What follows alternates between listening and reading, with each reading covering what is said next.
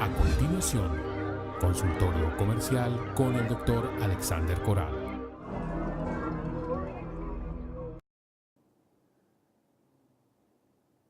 Muy buenas tardes, ¿cómo están? Nuevamente con ustedes en vivo, soy Alexander Coral, abogado encargado de estos temas legales. Hoy es 5 de agosto de 2014, son exactamente ya las 4:04 de la tarde. Como siempre, esta transmisión, repito, es en vivo desde la sede principal de actualicese.com. Para los que ingresan por primera vez, ahora estamos los martes 2 horas, de 4 a 6 de la tarde. De 4 a 5 vamos a hablar temas de derecho comercial, propiedad horizontal, sociedades mercantiles, y de 5 a 6 temas de derecho laboral y seguridad social. Al final de cada bloque, o sea, antes de las 5 y antes de las 6 de la tarde, vamos a responder preguntas en vivo de las que ustedes estén escribiendo ahí en el chat. ¿Cuál chat? Muy fácil. Si en estos momentos ustedes están en la página principal de actualicese.com, como les estamos mostrando, y me están viendo en un cuadro pequeño al lado derecho de sus pantallas y quieren participar en el chat, o sea, quieren escribirnos, enviar preguntas, hacer comentarios, hablar entre ustedes, porque el chat es de ustedes, simplemente le van a dar clic en esa pequeña pantalla donde me están viendo. Arriba dice haz clic aquí. Al darle clic en esa pequeña pantalla, automáticamente va a aparecer de un tamaño más grande, y debajo de la gran pantalla que me ven, van a ver que se les va a habilitar el espacio para el chat, ¿correcto? Bueno, si quieren enviar preguntas de temas distintos a los del día de hoy, como por ejemplo preguntas tributarias, normas internacionales, contables y demás, pueden enviarlas a cualquier hora. Repito, 24 horas al día pueden enviar las preguntas que van a ser resueltas en vivo en los días de los temas correspondientes, lunes y miércoles temas contables y tributarios, los viernes normas internacionales, hoy como todos los martes temas de derecho comercial, propiedad horizontal y derecho laboral. ¿Dónde envían las preguntas?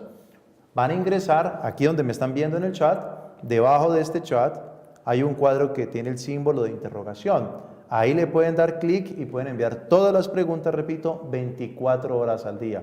O la ruta directa es www.actualicese.tv. Repito, actualicese.tv. También por allí llegan a esta dirección, llegan a esta página principal o a este portal directamente y pueden enviar todas las preguntas, ¿ok? Bueno, ya saben la metodología. Voy a contestar primero las preguntas que ustedes han enviado previamente al correo, a través del portal, y antes de las 5 vamos en vivo, ¿ok? Vamos entonces con las primeras preguntas. Permítanme, aquí me ubico. Bueno, esta nos la formula una usuaria permanente de actualicese.com, fiel a Actualícese, es doña Luzmari Fernández desde la ciudad de Medellín. Nos pregunta doña Luzmari lo siguiente: una propiedad horizontal de 45 unidades de vivienda, o sea, de casas, ¿está obligada a tener seguro de zonas comunes? Muy bien, esta pregunta la habíamos resuelto hace 8 días, pero la contestamos nuevamente, no tenemos ningún problema. Para ello, para hablar del tema de seguros en propiedad horizontal, tenemos que remitirnos obligatoriamente a la Ley 675 del 2001, en particular al artículo 15. Y allí nos va a decir qué seguros son obligatorios y qué seguros son potestativos, ¿correctos? O es voluntario que se tengan. Entonces, el artículo 15 nos señala expresamente que se podrá, ojo, podrá constituir pólizas o seguros que cubran los riesgos por incendios o terremotos que garanticen la reconstrucción total o parcial, ¿correcto?, de la propiedad horizontal como tal. Entonces, ese seguro o esa póliza para la reconstrucción de los bienes, de la reconstrucción en general de la propiedad horizontal, es potestativo. Eso incluye bienes privados, ¿correcto?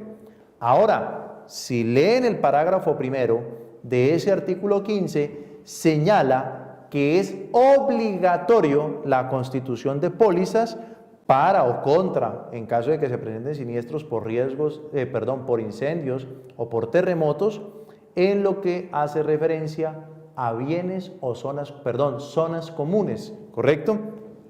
O bienes comunes. Entonces mire la gran diferencia. El seguro que garantiza en caso de terremotos o incendios la reconstrucción total, y eso incluye bienes privados, es potestativo, pero es obligatorio el seguro que solamente es para, en caso de terremotos o incendios, para zonas comunes. ¿Correcto? Esa es la gran diferencia, repito, artículo 15 de la ley 675. Ahora, doña Luz Mari, usted que está en la administración de la propiedad horizontal, recordemos que el administrador no puede disponer del presupuesto como bien considere, así sea en cumplimiento de lo que ordena la ley. ¿Qué significa eso? Es la asamblea de propietarios, el máximo órgano social, el que define, ojo, el que define cada año cuando se establece, cuando se hace el proyecto de presupuesto y se aprueba el presupuesto, es el máximo órgano social el que determina una partida para la compra de seguros, bien del obligatorio o el más grande que cubre todo lo demás, el que es potestativo. Entonces, la función del administrador, ojo, la función del administrador es en el proyecto, ojo, en el proyecto del presupuesto anual, debe incluir los valores del seguro obligatorio y el otro seguro es potestativo, pues lo podría incluir. Y ya le corresponde, es al máximo órgano social, aprobar la partida correspondiente del presupuesto, que es tanto para el seguro obligatorio como el potestativo, el que es voluntario. Si finalmente, ojo con lo que voy a decir, si finalmente el máximo órgano social expresamente, ojo, expresamente decide no contratar el seguro obligatorio para la protección de los bienes comunes en caso de incendio y terremoto, ya el administrador exonera su responsabilidad. ¿Por qué? Porque el administrador lo incluye en el proyecto de presupuesto. Pero si el máximo órgano social ordena que se elimine de ese proyecto ese rubro correspondiente a ese seguro obligatorio, ya el administrador salva su responsabilidad. Lo importante es que en el acta quede que aparecía en el proyecto de presupuesto y que finalmente la asamblea decidió eliminarlo, para que el administrador tenga su seguro, digámoslo así, su salvaguarda, en caso de que algún siniestro, él no sea responsable por la no compra de ese seguro obligatorio de bienes comunes en caso de incendios y terremotos. ¿Ok? Lean por favor, repito, artículo 15 de la ley 675 del 2001. ¿Ok? Bueno, vamos con otra pregunta. Permítanme aquí. Permítanme un segundo.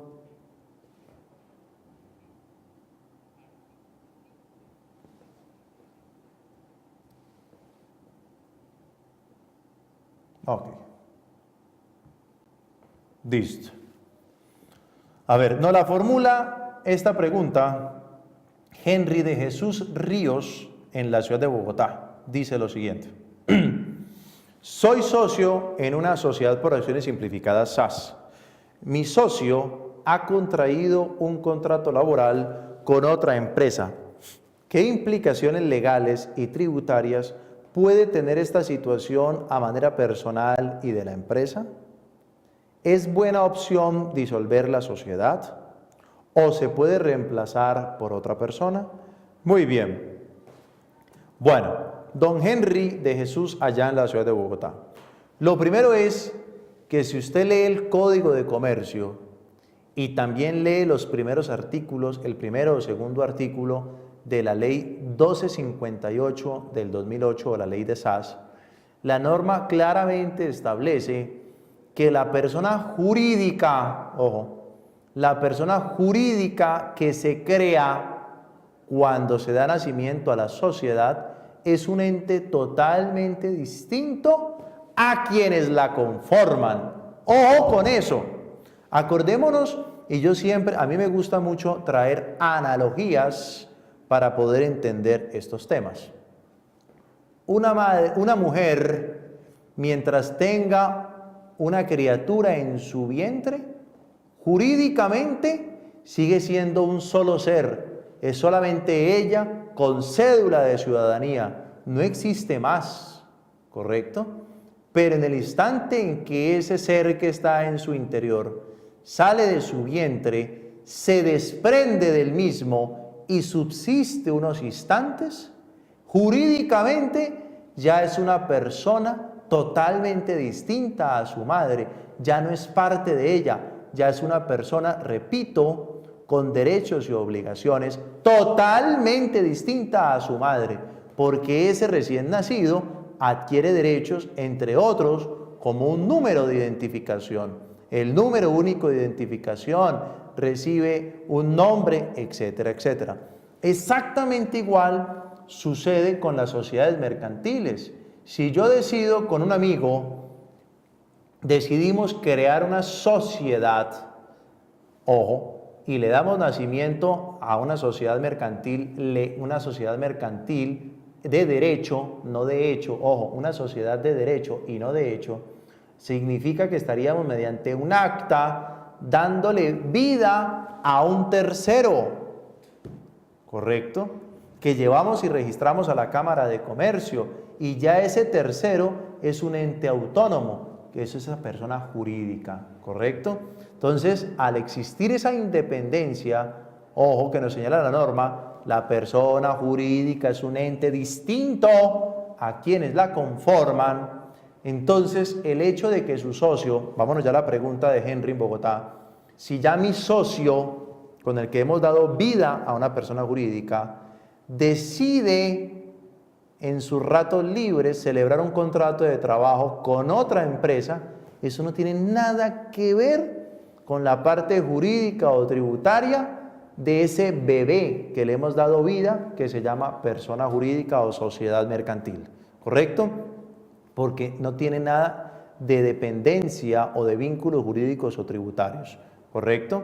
Entonces, sería lo mismo, vámonos a un ejemplo máximo para que lo entiendan de otra manera.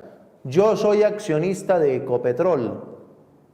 ¿En qué perjudica a Ecopetrol que yo, Alexander Coral, tenga un contrato de trabajo con una universidad, con actualícese.com, con una panadería, con una ferretería? Absolutamente nada, repito, ni jurídica ni tributariamente debe de afectar a la sociedad de la cual yo tengo un paquete accionario, ¿correcto?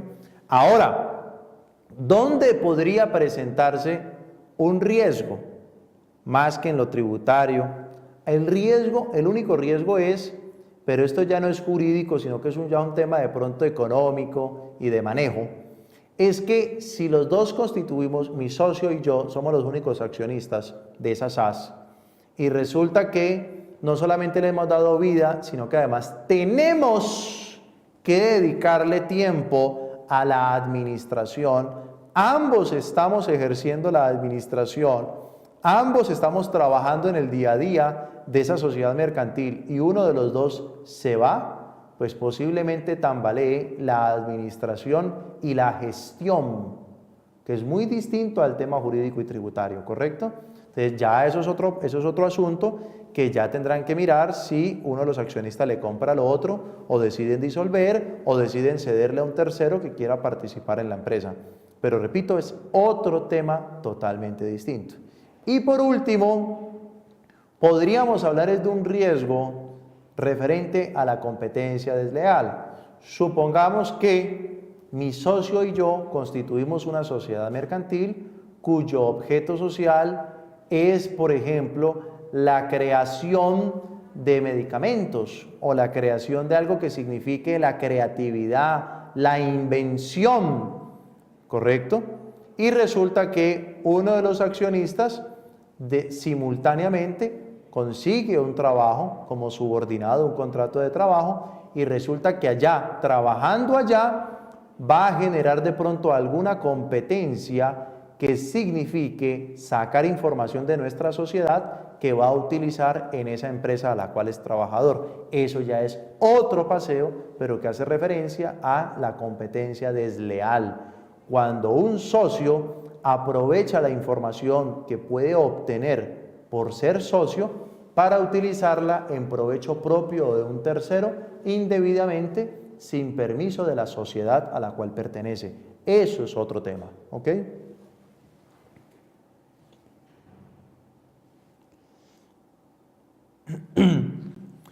A ver, esta no... Juan Sebastián Rivas en Bogotá pregunta lo siguiente: si en la administración y consejo de administración hay malos manejos de índole laboral en contratos de aseo, portería, con personas subordinadas, sin prestaciones sociales, ¿qué debo hacer y ante quién para no ser responsable solidario si hay demandas contra la administración? Muy bien, José Sebastián Rivas en Bogotá.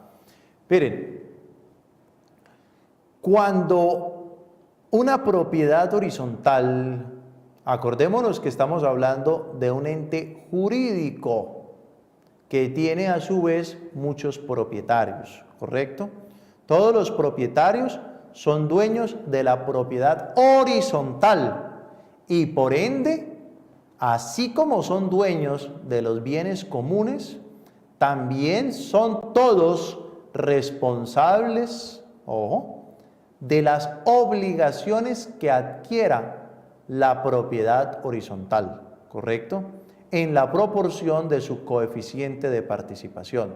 Pero todos, repito, por el solo hecho de ser propietarios, todos somos deudores solidarios de lo que nos pertenece. ¿Está claro hasta ahí?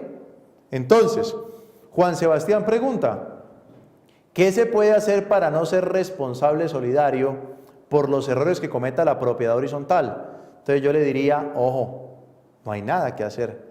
La única manera de yo no ser responsable de los pasivos que tenga mi propiedad horizontal es simplemente no ser propietario, vender mi apartamento y no pertenecer a la propiedad horizontal.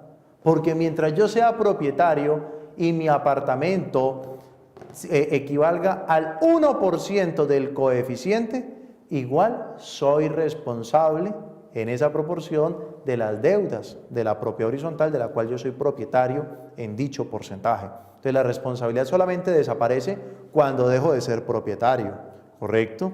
Ahora, si usted me está haciendo mención a no ser responsable en calidad de administrador, que eso es otra cosa, ojo, acordémonos que los administradores, y siempre que yo digo administradores, no solamente estoy haciendo referencia al cargo unipersonal de ese administrador. Cuando yo digo administradores, también estoy incluyendo a los miembros del consejo de administración, ¿correcto? Ellos hacen parte, cuando digo administradores, ellos también hacen parte de administradores y ellos tienen una responsabilidad. Tanto consejeros de administración como el administrador tienen unas responsabilidades patrimoniales con su propio patrimonio cuando le causan un perjuicio a un propietario, a un tercero, a la mismísima propiedad horizontal,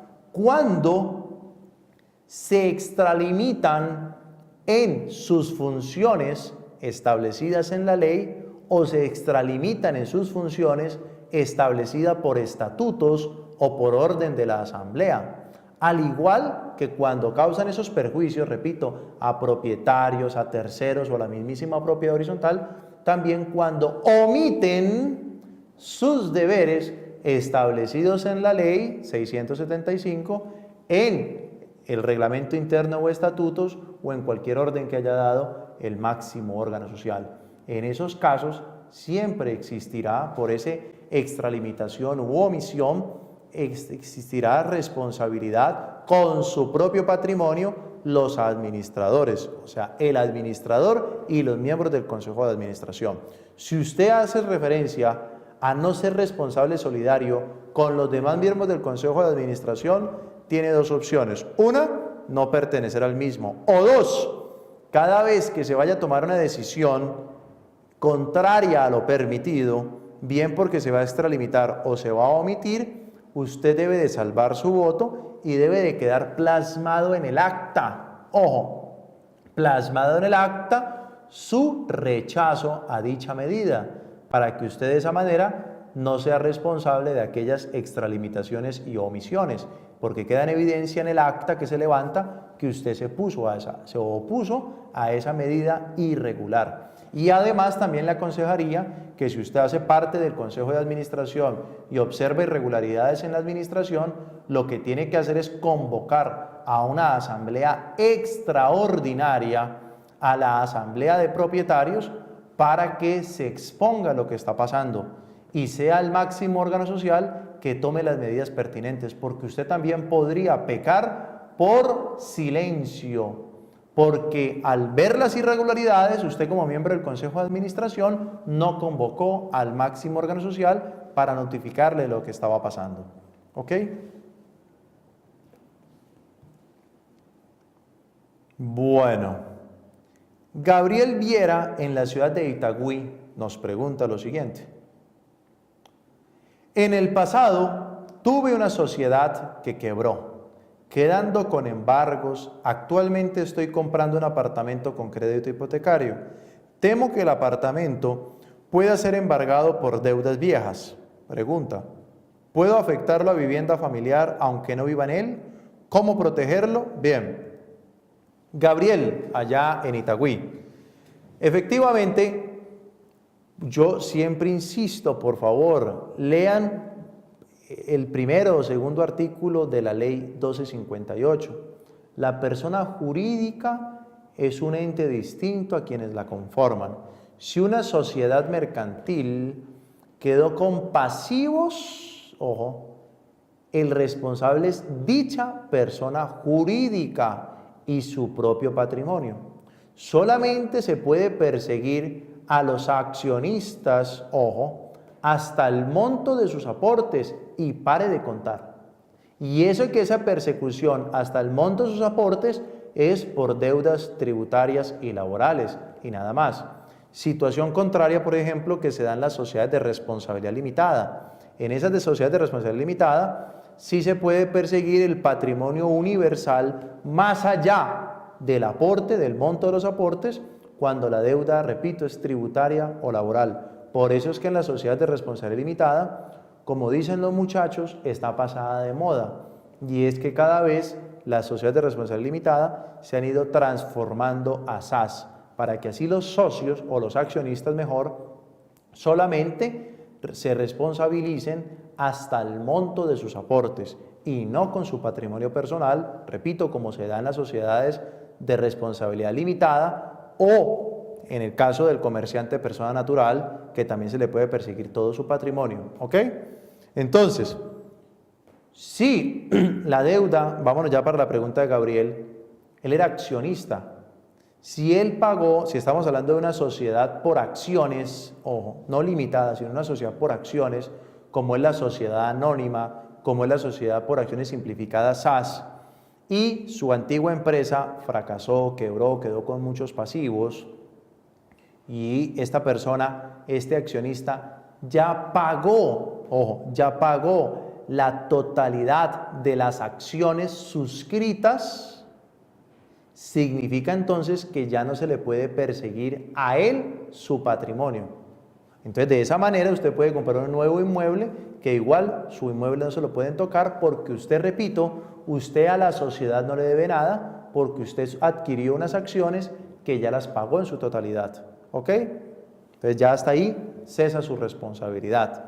En todo caso, si usted tiene temor porque quiere comprar un nuevo apartamento, claro que usted puede aprovechar que lo va a comprar con un crédito hipotecario. Primero, el inmueble va a quedar de garante ante el acreedor, que es el banco. Segundo, también le puede constituir afectación de vivienda, de tal manera que solamente pueda ser embargado por quien prestó el dinero y no por otro tipo de acreedores, ¿correcto? Y finalmente, lo más importante, Gabriel, es que en esa sociedad que quebró, que fracasó, es que los pasivos que se quedó debiendo de esa sociedad, lo importante es que usted no aparezca como deudor solidario, ojo, que sería un deudor solidario o un codeudor. ¿Por qué? Porque en muchas sociedades mercantiles, cuando adquieren, por ejemplo, cuando la sociedad mercantil adquiere un crédito bancario, los bancos hacen firmar al representante legal, no solamente en su calidad de representante legal, sino que también hace que firme a título personal. En ese caso, si la sociedad no tiene con qué pagar, el banco también va a perseguir el patrimonio personal de esa persona, de ese representante que también firmó en calidad de persona natural. Ojo, que eso es un tema muy delicado y muy habitual. Muchas veces los representantes legales firman 2 veces un pagaré, firman 2 veces. ¿Qué significa? Que firman en calidad, repito, de representante legal de la persona jurídica. Eso no los obliga de manera personal, obligas a la persona jurídica, repito, pero también a un lado vuelven y firman es a título personal, y en ese caso el banco puede perseguir no solamente el patrimonio de la sociedad, sino también el patrimonio de esa persona que firmó como persona natural o como deudor directo o codeudor en esa obligación. Entonces, en ese caso usted tiene que entrar a analizar eso. Entonces, pero una manera de proteger un inmueble es con la afectación de vivienda familiar, ¿correcto? Bueno, vamos para la otra pregunta, pero me están haciendo señas detrás de cámaras que tengo que hacer una pequeñísima pausa siendo las 4:31 de la tarde. Ya regresamos.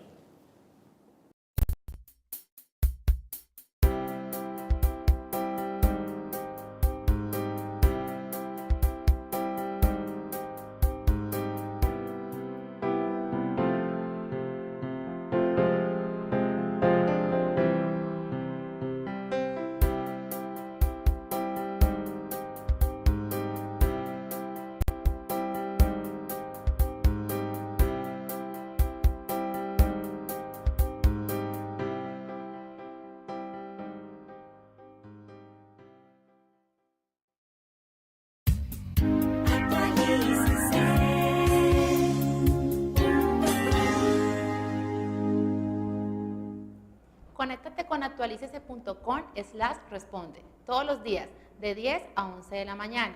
En este espacio resolveremos tus principales inquietudes en los campos tributario, laboral y comercial. Te esperamos aquí en Actualícese TV a partir de este viernes 1 de agosto.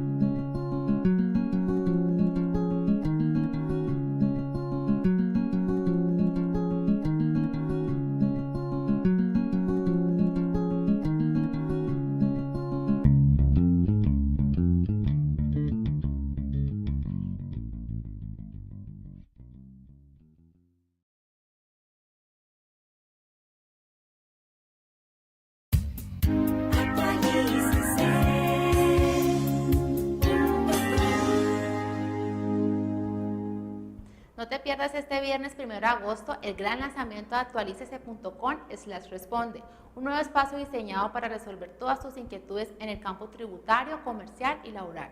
todos los días de 10 a 11 de la mañana. Una hora de preguntas y respuestas aquí por Actualícese TV.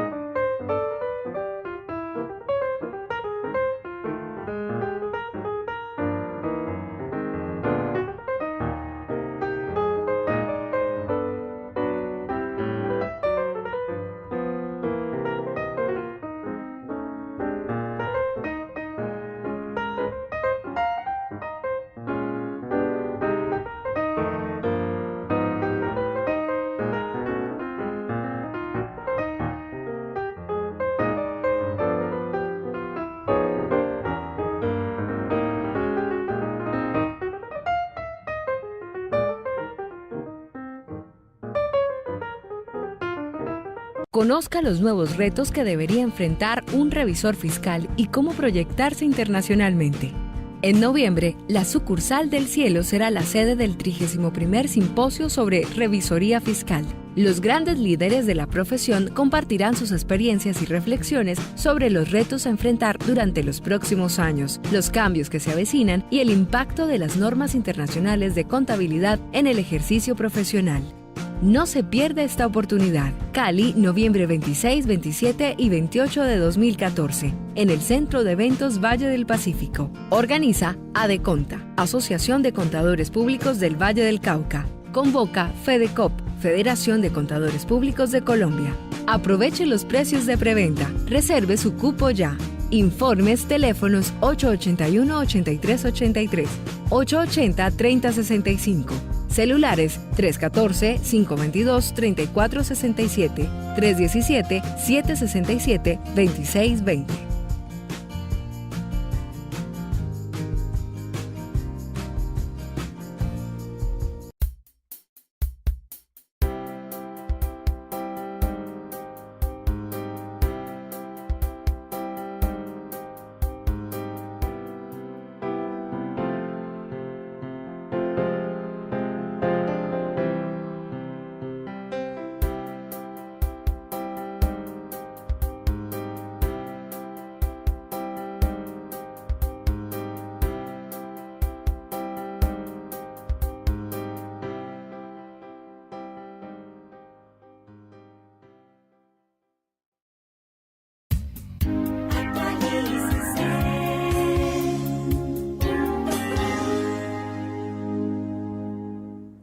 Conéctate con actualicese.com/responde todos los días de 10 a 11 de la mañana. En este espacio resolveremos tus principales inquietudes en los campos tributario, laboral y comercial. Te esperamos aquí en Actualícese TV a partir de este viernes 1 de agosto.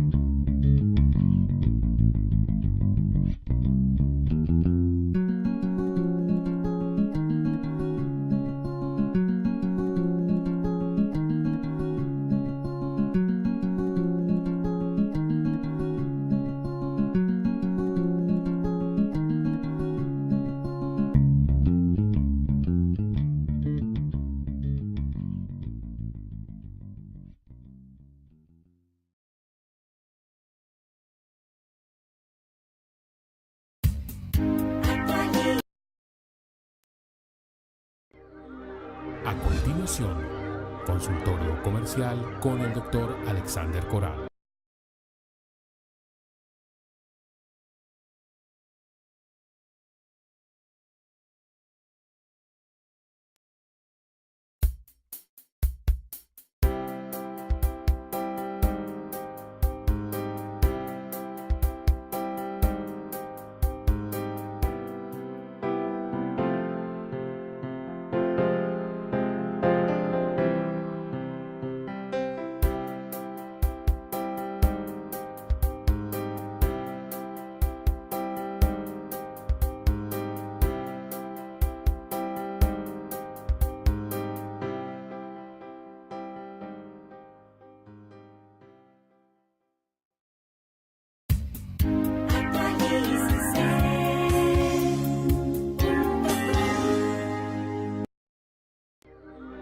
A continuación, consultorio comercial con el doctor Alexander Coral.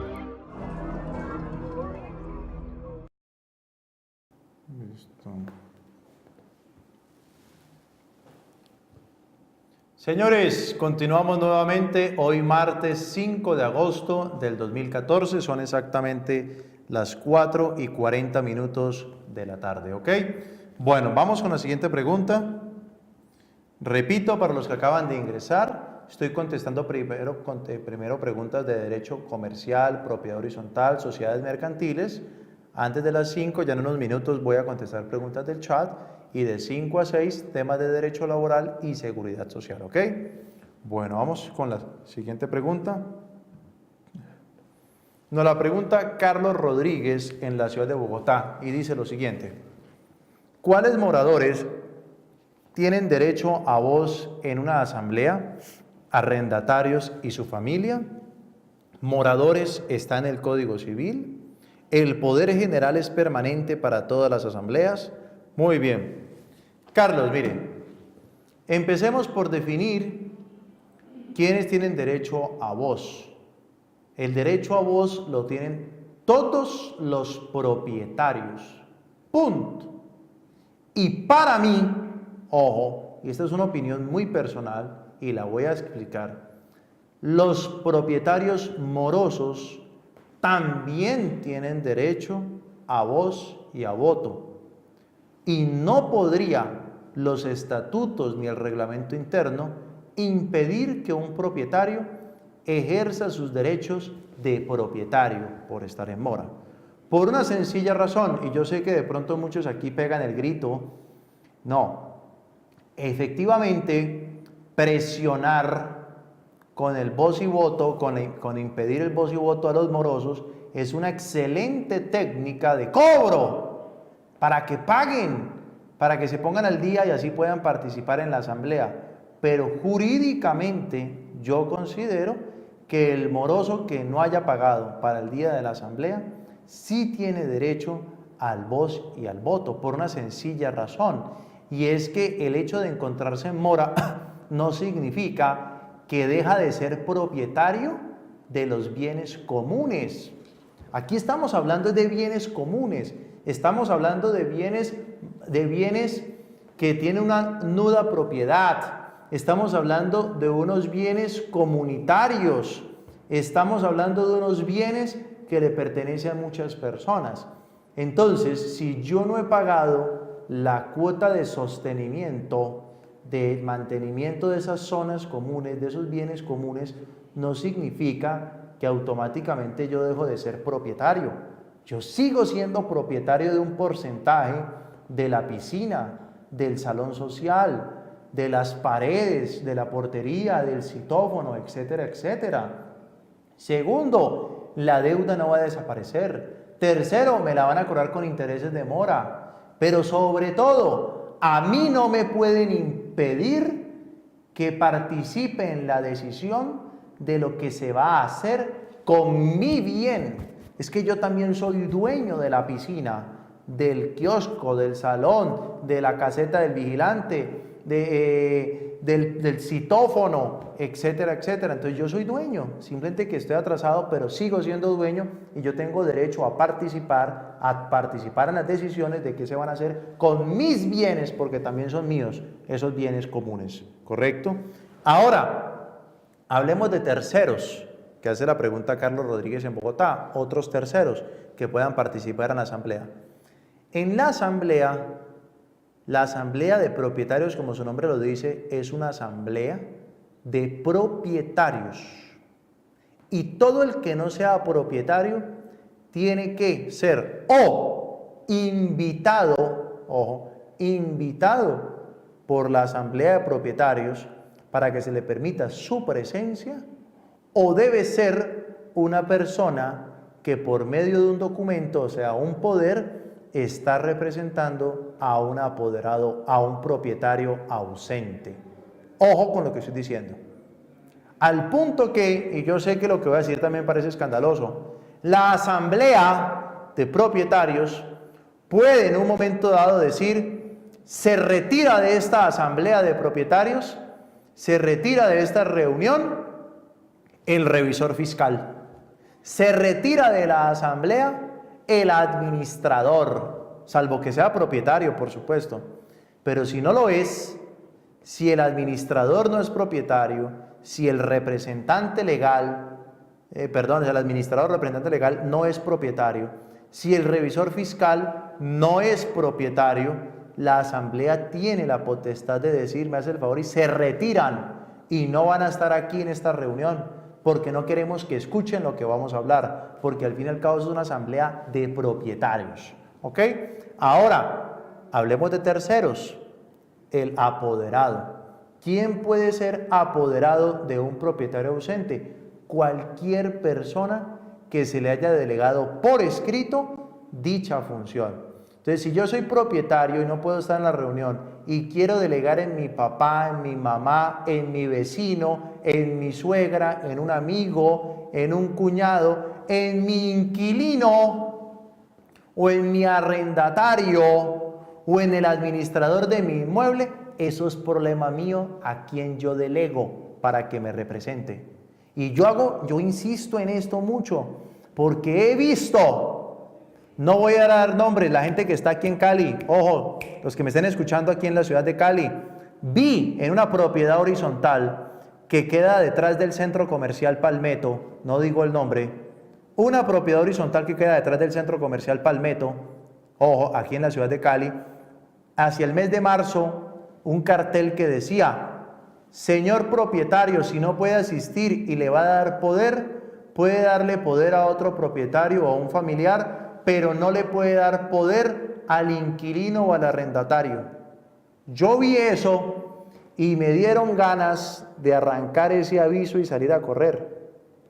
¿Quién carajos ha dicho que a mí me pueden impedir darle poder a quien a mí me dé la gana para que me represente en una asamblea de propietarios? Si yo quiero que me represente el inquilino, el arrendatario, mi suegra, mi vecino, mi papá o un amigo, es problema mío. Punto. Simplemente que esa persona que me va a representar, yo debo dárselo por escrito, claro está, y segundo, esta persona debe ser mayor de edad, más que suficiente. ¿Está claro? Entonces, con eso respondemos la segunda pregunta de Carlos. Y viene la tercera pregunta de Carlos final. Dice, ¿el poder general es permanente para todas las asambleas? Y aquí mi respuesta es, depende de la redacción del poder. El poder, si mañana es miércoles 6 de agosto, hay una asamblea extraordinaria y yo no puedo asistir, entonces yo escribo en el poder, señora asamblea de propietarios de la propiedad horizontal tal, me permito manifestar que no puedo estar presente, pero delego en un amigo llamado Cristian Espitia, mayor de edad, con cédula tal, para que me represente en la asamblea de mañana o en la asamblea extraordinaria. Punto.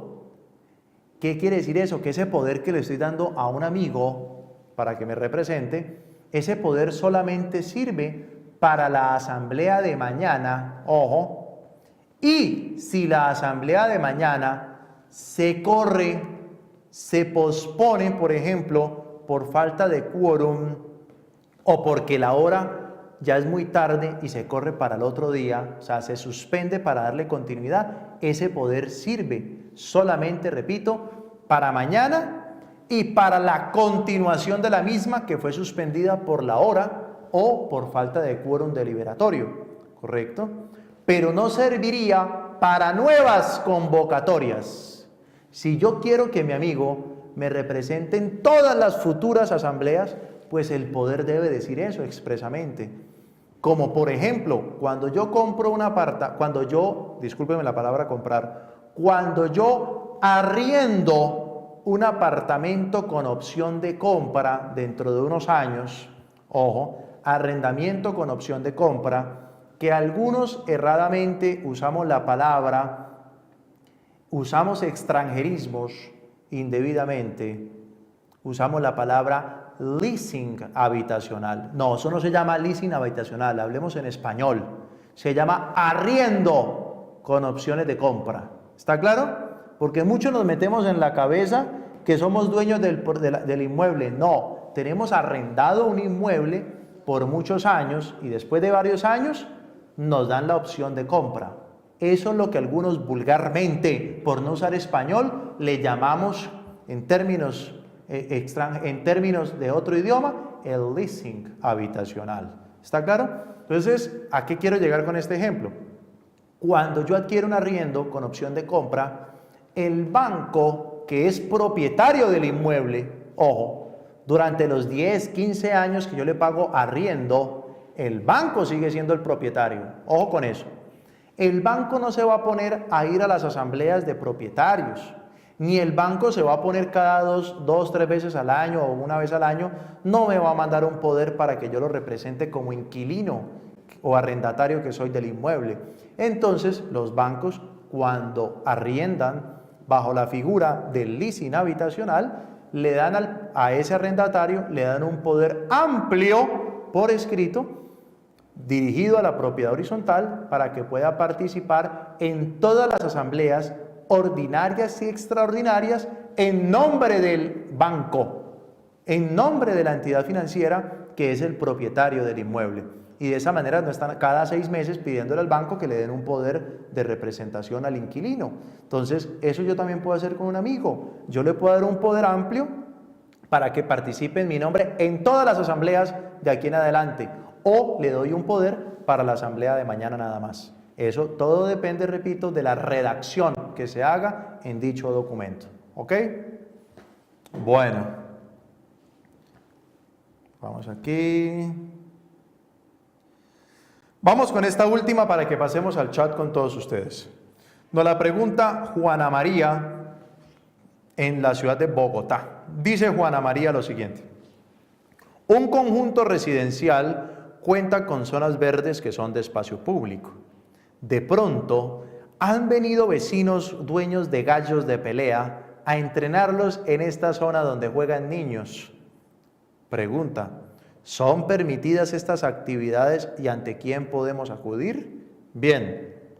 Bueno, sin comprometer, ojo, sin comprometer actualícese.com, de manera personal. ¿Todavía existe pelea de gallos y corridas de toros? No puede ser.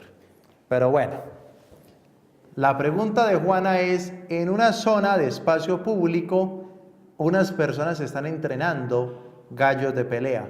¿Se puede o no se puede? Entonces, aquí vámonos al meollo del asunto y no nos metemos aquí en temas morales para no entrar en problemas.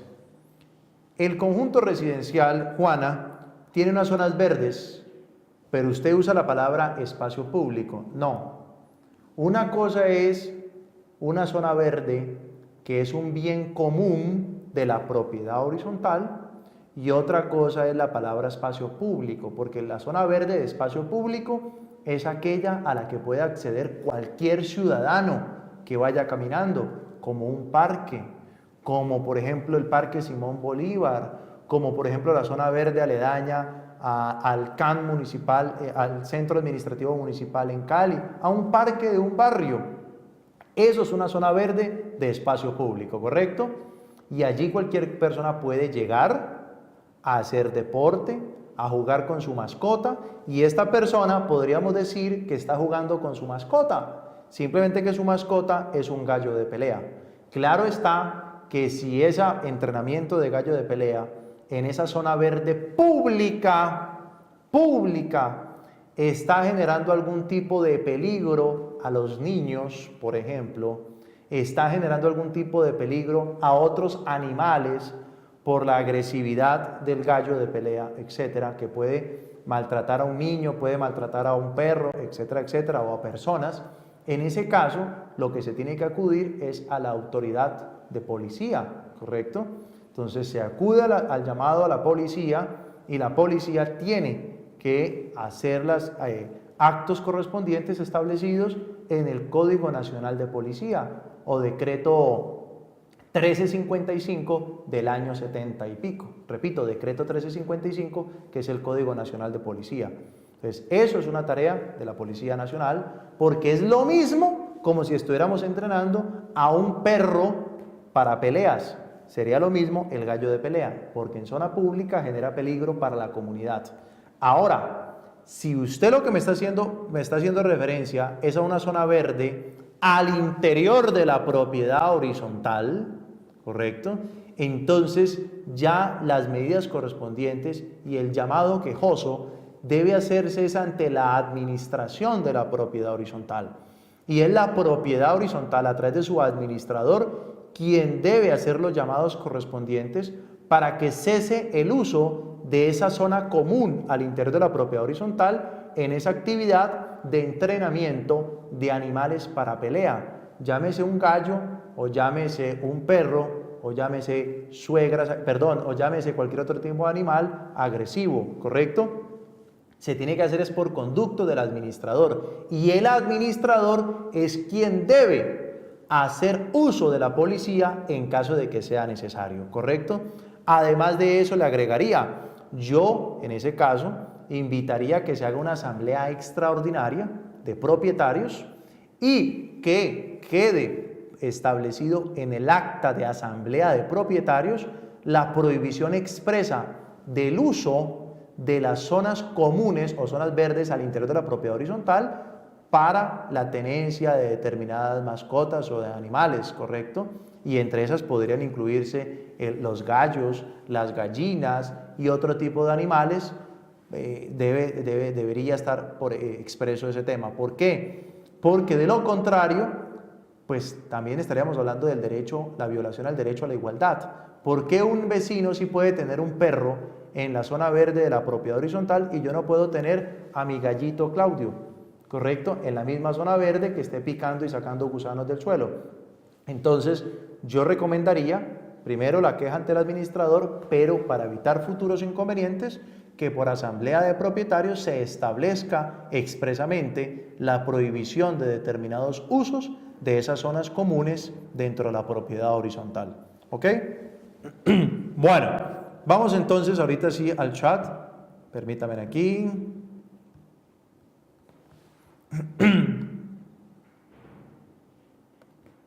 A ver. Pregunta Carolina Acosta. Bueno, un saludo para Carolina Acosta. Veo a Sandra Olaya, a Jason Moreno, a Nicole, que han ingresado en el chat. Un saludo para todos ustedes.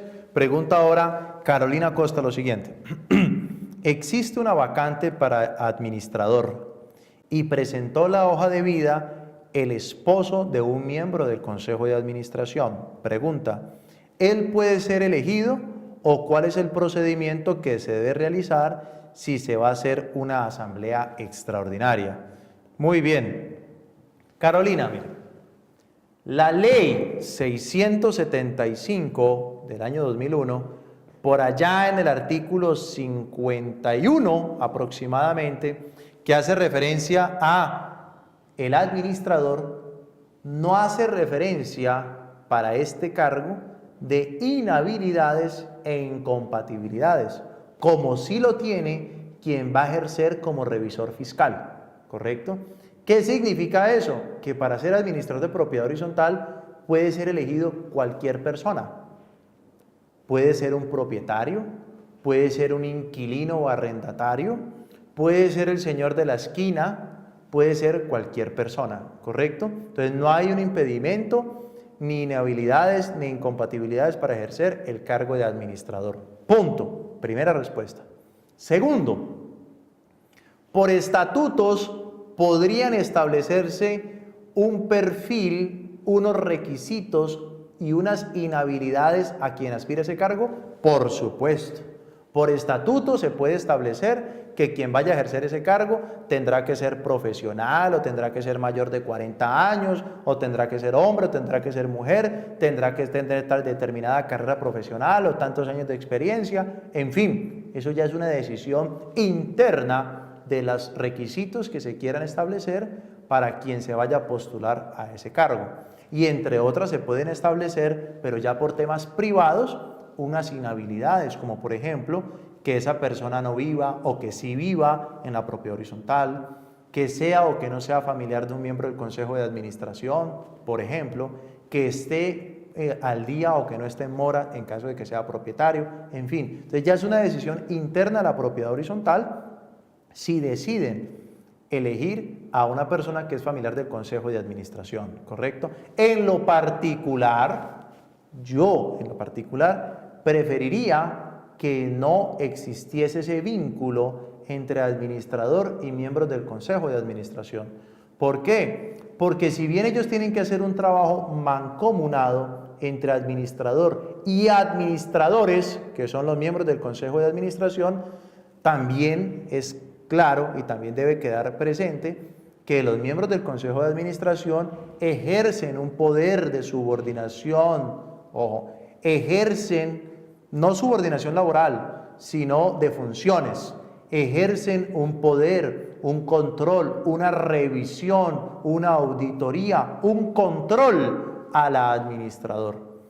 Y si el administrador está haciendo cosas irregulares y la esposa es miembro del Consejo de Administración, pues no creo que se vaya a oponer ni vaya a alzar la mano para decir, señores, qué pena, mi marido está usando mal los recursos de la propiedad horizontal. Entonces, repito, esto ya es un tema interno si aceptan que el administrador sea familiar de un miembro del Consejo de Administración. ¿Ok?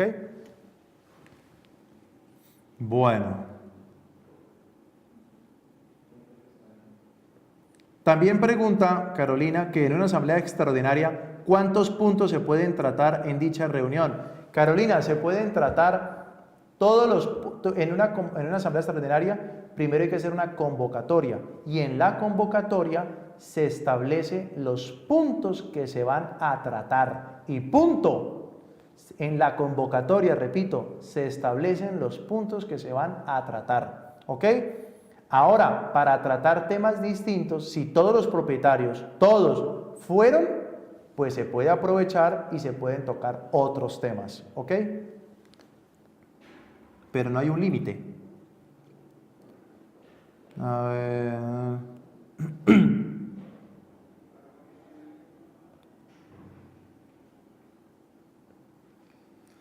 A ver, pregunta Sandra Olaya lo siguiente. Un administrador fue nombrado el 8 de julio del 2014 y renunció el 24 de julio, o sea, estamos hablando 16 días después, renunció, 2 semanas, a las 2 semanas renunció y dijo... Presentó la carta 2 semanas después diciendo que trabajaría solamente hasta el 31 de ese mes. O sea, en total trabajaría 22 días, nada más. Alcanzó a tener su representación legal unos días antes. Manifiesta que no va a registrar las firmas bancarias y que el conjunto tiene que pagar. Bueno. Pregunta que si el anterior administrador, si se tiene, dice que el conjunto tiene que pagar, que él busca al anterior administrador para que firme gestión que corresponde a Julio, que es de él. ¿Es válido? Bueno, Sandra, mire, aquí hay un tema muy complejo y es un nuevo administrador, téngalo por seguro, no va a firmar estados financieros de administraciones anteriores. ¿Por qué? Porque no le consta lo que se hizo. Entonces, preferiblemente, lo más aconsejable es que la persona que se va termine el ciclo del mes para que sea quien firme los estados de gestión, los estados financieros y demás, porque es muy difícil en la práctica que los nuevos firmen informes de gestiones que no hicieron, llámense financieras, contables y demás, ¿ok? Entonces ya eso es un problema, ya es de manejo que ustedes le deben dar internamente entre el que se va y el que llega, ¿ok?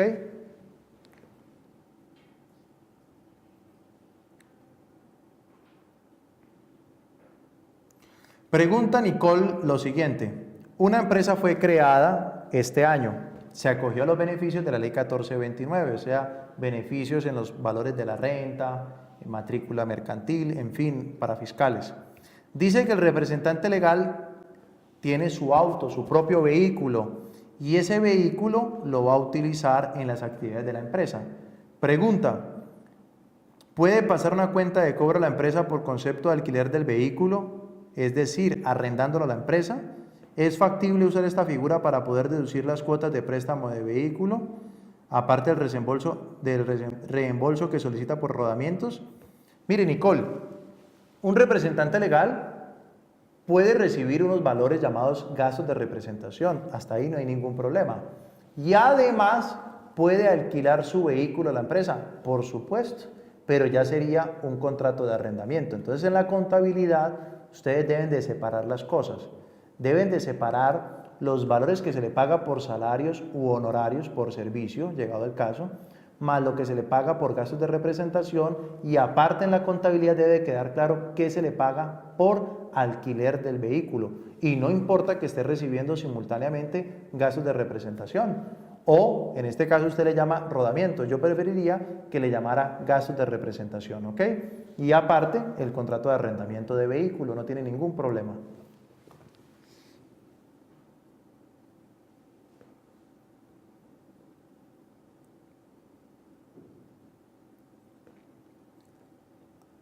A ver, pregunta Nelis que qué se puede hacer para que el banco le entregue extractos mensuales y no trimestrales, ya que a veces no se pueden consultar por internet. Bueno, Nelis, aquí ya es un tema directamente con el banco.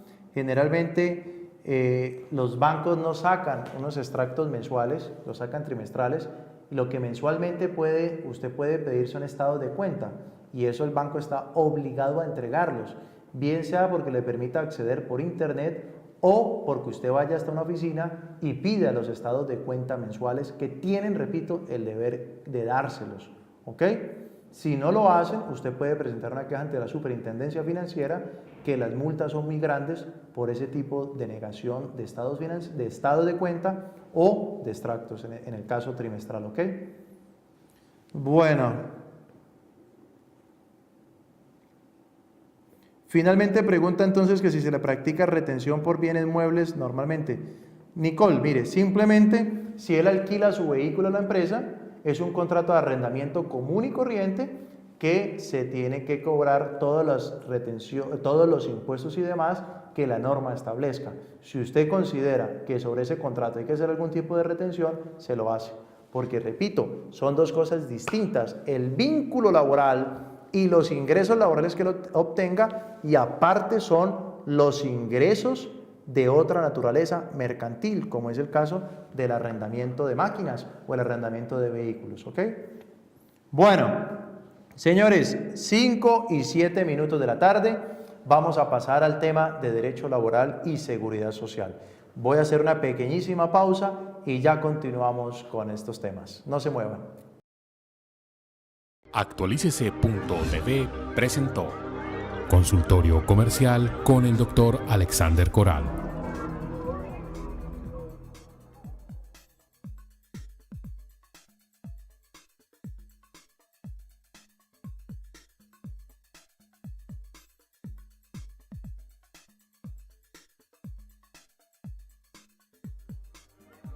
Una producción de Actualícese.tv.